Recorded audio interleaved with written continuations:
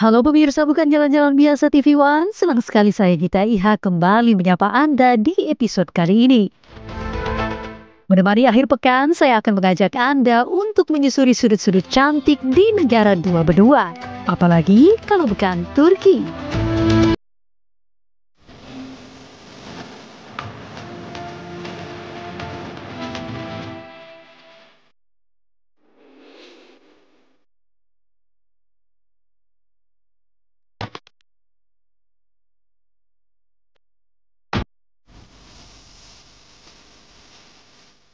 Mendengar nama negara yang satu ini sudah pasti membuat Anda ingin sekali berkunjung dan menghabiskan waktu libur Anda di sini, bukan? Selain menyuguhkan wisata sejarah Islam yang mengagumkan dari peninggalan kekhalifahan Utsmani, Turki juga memiliki banyak sekali tempat dan sudut yang menarik dan sayang sekali jika dilewatkan. Jika biasanya para pelancong dari berbagai negara memilih Istanbul sebagai kota pertama yang dijelajahi saat tiba di Turki, rasanya kali ini akan sedikit berbeda pemirsa. Saya akan membawa Anda untuk menjelajahi beberapa kota besar selain Istanbul yang tentunya juga akan memberikan Anda pengalaman berwisata yang tak biasa, sekaligus menambah daftar referensi spot wisata di Turki. Memulai perjalanan wisata kali ini, saya memilih kota Bursa yang terletak di barat laut Turki dan berjarak 153 km dari Istanbul. Bursa memiliki banyak sekali peninggalan sejarah pada masa kebangkitan dan berdirinya Kesultanan Utsmani atau Ottoman. Sebagai ibu kota pertama Ottoman, tentu kota yang bernama Prusa dalam bahasa Romawi ini menyimpan warisan dan jejak Kesultanan Utsmaniyah yang masih otentik. Salah satunya Cumalikızık Village atau Desa Cumalikızık. Desa yang berada di kaki Gunung Uludag ini memiliki nilai sejarah yang begitu kental. Bagaimana tidak, Desa Cumalikızık ini telah ada sejak lebih dari 700 tahun lalu. Keberadaannya beriringan dengan terbentuknya pemerintahan di Bursa sebagai ibu kota pertama Ottoman, sekaligus menjadi saksi peradaban Islam Kesultanan Utsmaniyah sejak awal berdiri pada 1324 Masehi. Masyarakat yang tinggal di sini pun merupakan penduduk asli Turki yang sudah ada dan turun-temurun sejak hampir 800 tahun lalu. Hal inilah yang membuat Desa Cumalikızık masuk dalam daftar situs warisan dunia UNESCO pada 2014. Menjadi salah satu spot wisata andalan turis mancanegara, Cumalikızık tak hanya menawarkan wisata sejarah, namun juga menyajikan keotentikan yang khas dari gaya arsitektur sipil zaman Ottoman yang membuat wisatawan tentu seakan merasa dibawa ke masa 800 tahun silam. Tak ayal, desa ini seringkali dijadikan sebagai lokasi pembuatan film kolosal dan serial kemerdekaan Turki serta film sejarah Islam, seperti Küçük Dahi alias Ibnu Sina dan serial Kinalikor.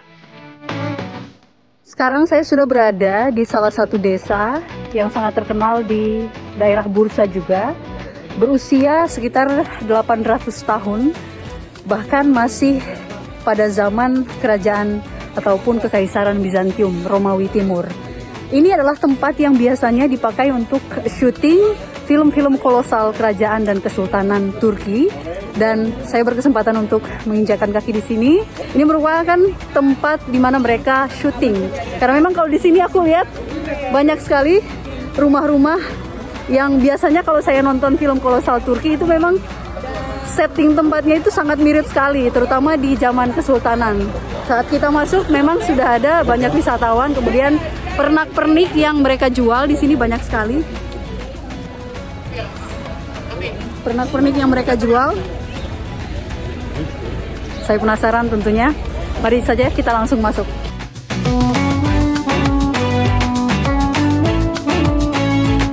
Saat memasuki gerbang desa, mata saya disuguhkan dengan pemandangan Turki tempo dulu. Gaya arsitektur sipil yang terlihat dari setiap bangunan rumah penduduk di sana membuat kesan vintage alias klasik terasa begitu kental. Bagaimana tidak? Seluruh bangunan rumah warga yang terdiri dari 3 lantai dibangun menggunakan batu, kayu, dan tanah yang disusun sebagai pondasi dan dinding rumah mereka. Menariknya, warna cat setiap rumah diberi warna cerah seperti biru, kuning, hijau, bahkan merah.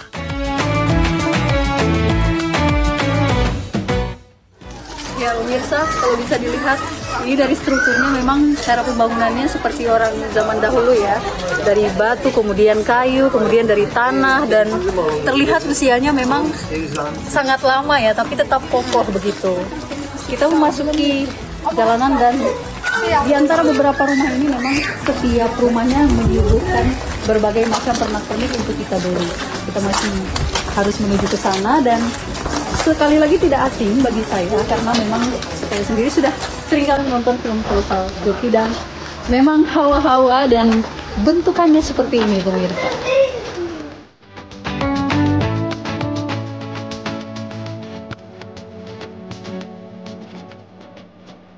Bangunan rumah warga dan fasilitas publik di desa ini sudah ada sejak ratusan tahun lalu.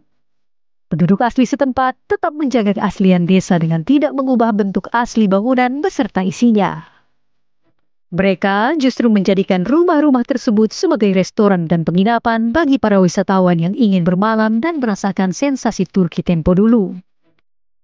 Saya pun semakin penasaran untuk menjelajahi sudut-sudut desa klasik yang bersejarah ini.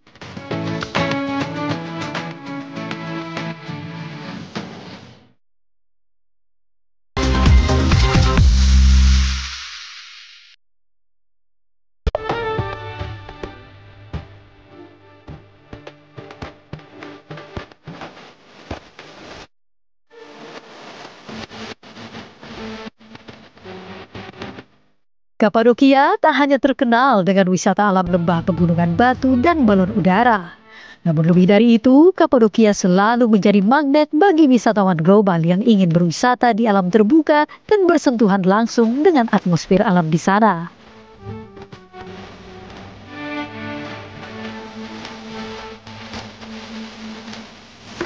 Puas menjelajahi sudut-sudut kota Bursa yang penuh dengan sejarah, saya pun ingin menikmati dan menjelajahi sisi menarik dari sejumlah spot wisata andalan yang ada di Kapadokia.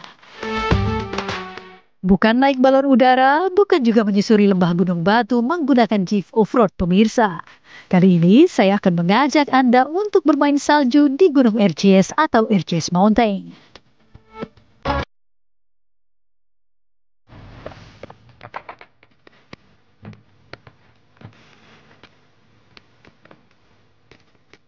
Gunung Erciyes sangat terkenal dengan hujan salju abadi yang selalu ada di setiap saat tanpa harus menunggu musim salju datang. Gunung ini terletak di Kayseri, sebuah provinsi yang berada di wilayah Kapadokia dan berjarak sekitar 665 km dari Bursa. Bekas gunung berapi yang sudah tak aktif lagi ini menjadi salah satu wisata primadona bagi para turis saat musim salju. Serunya, untuk bermain salju di sini, kita harus menaiki kereta gantung ke area puncak Gunung Erciyes. Tak sabar, saya pun langsung bergegas naik. Meski sedikit kabut, pemandangan yang tersaji dari dalam kereta gantung cukup membuat saya excited dan ingin cepat sampai ke puncak. Soal suhu, jangan tanya pemirsa, suhunya mencapai 1 derajat Celcius dan cukup membuat saya beserta para wisatawan lainnya kedinginan.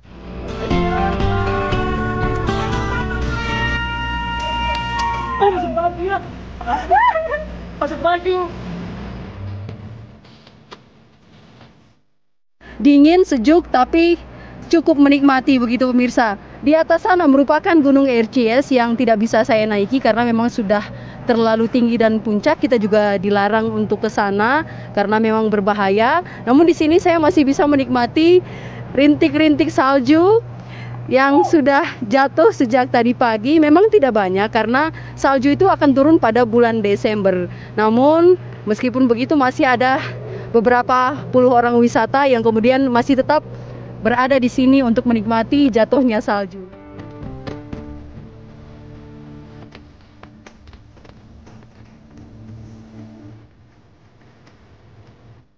Gunung Erciyes seringkali disebut sebagai gunung salju abadi. Karena salju di sini selalu turun bahkan di luar musim salju pada biasanya. Gunung ini memiliki ketinggian 3.864 meter di atas permukaan laut. Saat berkunjung, salju yang turun tak sebanyak biasanya. Namun keseruan bermain salju tetap terasa begitu menyenangkan.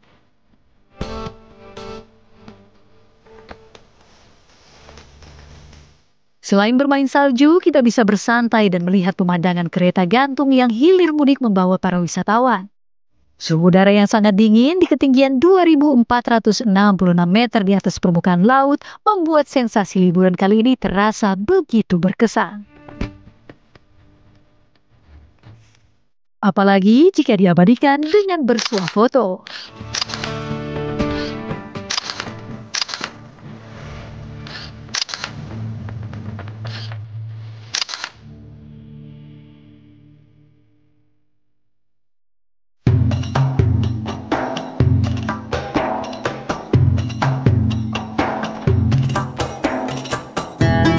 Sebelum meninggalkan Kapadokia, tak lengkap jika belum membeli sesuatu yang khas dari daerah ini. Ya, karpet tenun buatan tangan khas Turki yang terkenal dari Kapadokia. Tempat produksi karpet dan permadani di Bazar 54 sudah terkenal di mancanegara sejak tahun 1987 dengan ribuan pengunjung dan pembeli dari berbagai negara termasuk Indonesia. Karpet-karpet dan permadani yang dibuat di sini hampir 90% dibuat menggunakan metode dan pola simpul tangan para pengrajin. Karpet dan permadani Turki memang sudah terkenal indah dan berkualitas bahkan sejak zaman perdagangan di era Kesultanan Seljuk pada abad ke-13. Keahlian tangan, beragam desain dan palet warna dari bahan alami yang kaya serta tingkat pembuatan pola yang cukup rumit membuat karpet Turki menjadi barang mewah yang dibeli oleh banyak wisatawan bahkan kaum old money di sejumlah negara. Apalagi karpet-karpet tersebut dibuat dari bahan wol, katun, hingga sutra yang sangat halus. Saya pun berkesempatan melihat lebih jauh ratusan koleksi karpet dan permadani di sini. Dari mulai proses pembuatannya, koleksi karpet besar, hingga permadani yang benar-benar otentik. Saya sudah berkeliling di Bazar 54 dan dari tadi saya banyak sekali menyukai karpet-karpet yang ada di sini karena banyak sekali karpet yang dibuat dengan buatan tangan dan motifnya sangat indah. Saya tertarik membeli salah satunya dari Sutra semua. Di sini kalau kita beli mendapatkan sertifikat dan juga jaminan dari toko ini sendiri. Selain karpet-karpet berukuran kecil, ada karpet yang berukuran besar juga di belakang saya, pemirsa, yang bisa kita beli dan bawa pulang. Satu hal yang paling menarik di sini kita tidak dikenai pajak, namun barang yang kita beli ini langsung bisa dikirimkan oleh toko ini sampai ke rumah kita bahkan tanpa biaya pengiriman sedikit pun, karena dibantu subsidi dari negara ini.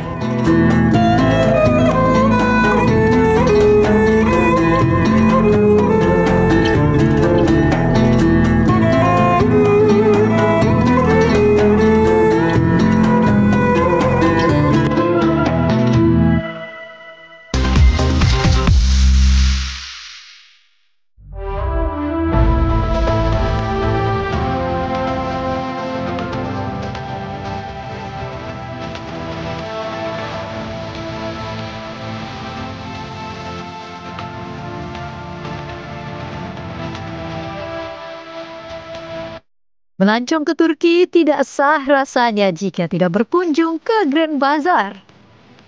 Ya, Grand Bazar di kota Istanbul masih menjadi surga belanja bagi para wisatawan dari penjuru dunia. Grand Bazar merupakan pasar tertua di dunia yang sudah ada sejak abad ke-15. Dibangun oleh Sultan Muhammad Al-Fatih, pasar yang memiliki 21 gerbang dengan ribuan toko di dalamnya ini menjual berbagai macam produk khas Turki yang cocok bila dibawa pulang untuk dijadikan oleh-oleh.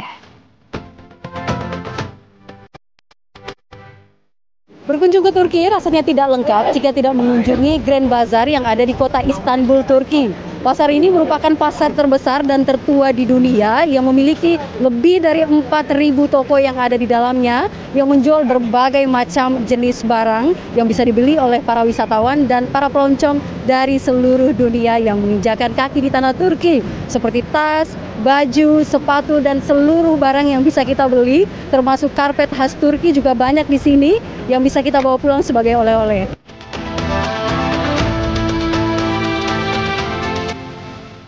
Grand Bazar memang menawarkan pengalaman belanja yang unik dan otentik. Lorong-lorong pasar dipenuhi berbagai macam kuliner khas Turki dan oleh-oleh tradisional. Ribuan wisatawan dari berbagai negara pun ramai berdatangan. Di sini tak hanya menjual oleh-oleh khas Turki, tapi juga banyak produk asli buatan Turki yang sangat unik dan otentik, seperti karpet buatan tangan, perhiasan emas dan perak, hingga keramik dan lampu-lampu bermotif Ottoman. Benar-benar surganya belanja, pemirsa.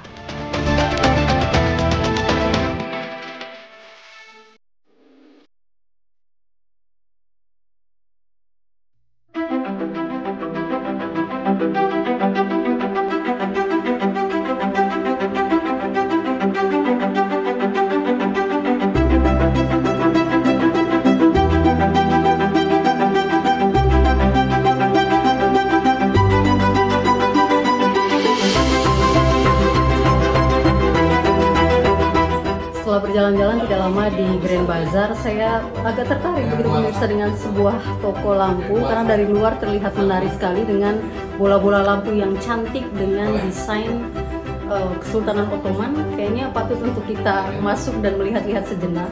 Di sini banyak sekali pemirsa ornamen-ornamen ataupun lampu yang kemudian dibuat dari kerajinan tangan. Ada yang dari kaca, dan potongan-potongan kaca ini kemudian dibuatkan dalam bentuk lampu dengan desain Kesultanan Ottoman yang sangat cantik jika dipajang di rumah. Lampu-lampu di sini dibuat dari potongan kaca dan didesain dengan ciri khas Ottoman. Bagi Anda pemirsa yang menyukai gaya klasik dan sentuhan kontemporer, rasanya ini cocok sekali untuk desain cantik interior rumah Anda.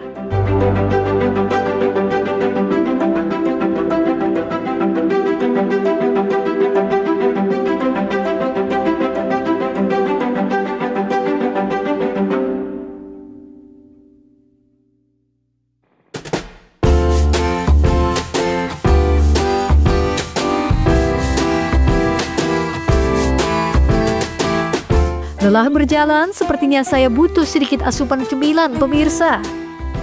Kali ini saya berhenti di depan sebuah toko yang harum rotinya sangat tercium dan menggugah selera. Saya tergiur dengan aroma dari roti yang dibakar di toko ini. Sepertinya akan sangat lezat ketika dicoba ya, karena cuaca sangat dingin saat ini. Walaupun menunjukkan 17 derajat, tapi angin di sini membuat perut saya kayaknya harus diisi, pemirsa. Saya mau mencoba ini, kayaknya enak dari tampilannya.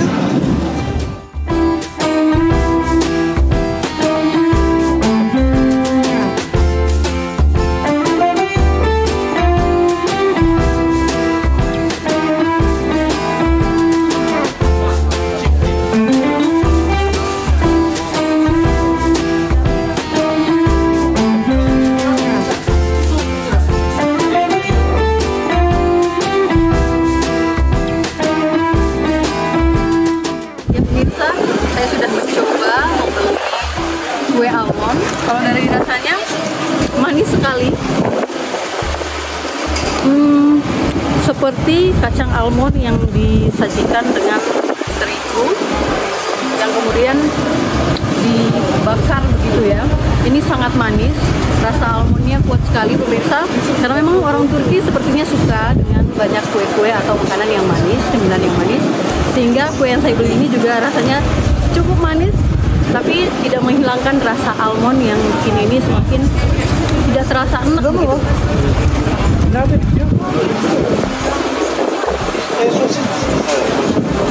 Untuk satu piece kue almond ini bisa dihargai dengan Rp50.000, karena tadi saya belinya dengan 100 lira, artinya Rp50.000.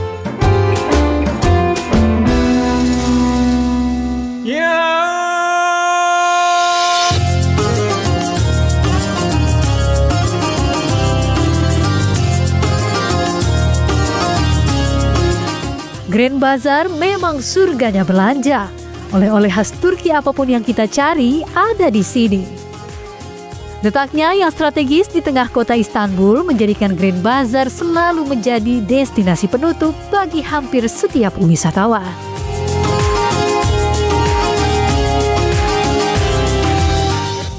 Jam berkeliling di Grand Bazaar membuat saya banyak sekali belanja oleh-oleh untuk saudara saya di Indonesia. Ada makanan, kemudian ada baju, ada sepatu, dan sejumlah oleh-oleh lainnya. Memang kalau sudah sudah di Grand Bazar, ini sedikit kalah pemirsa. Tapi tenang, karena harga-harga di sini terjangkau dan murah untuk para turis dari mancanegara. Dari Turki, Adin Hudaya, kita ikan.